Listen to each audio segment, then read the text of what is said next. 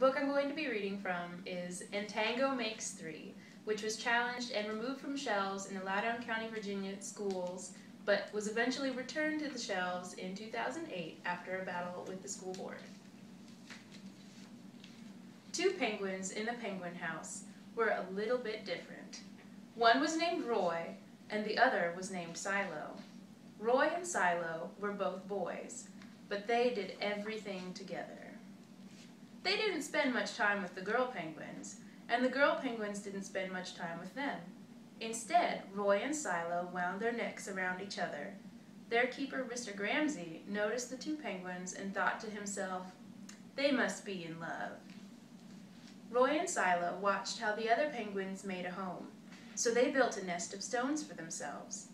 Every night, Roy and Silo slept there together, just like the other penguin couples.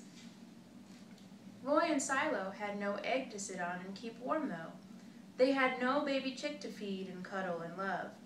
Their nest was nice, but it was a little empty. But Mr. Gramsci had an idea. He found an egg that needed to be cared for, and he brought it to Roy and Silo's nest.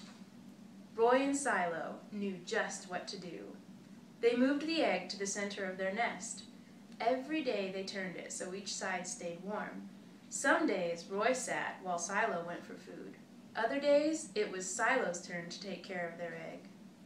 They sat in the morning and they sat at night. They sat through lunchtime and swim time and supper. They sat at the beginning of the month and they sat at the end of the month, and they sat all the days in between. Until one day they heard a sound coming from inside their egg. "Peep, peep, peep, peep," it said. Roy and Silo called back, "Squawk, squawk." "Peep, peep," answered the egg.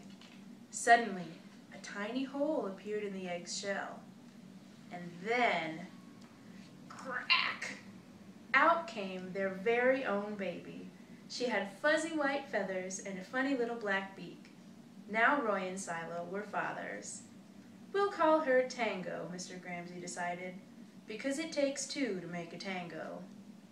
Roy and Silo taught Tango how to sing for them when she was hungry.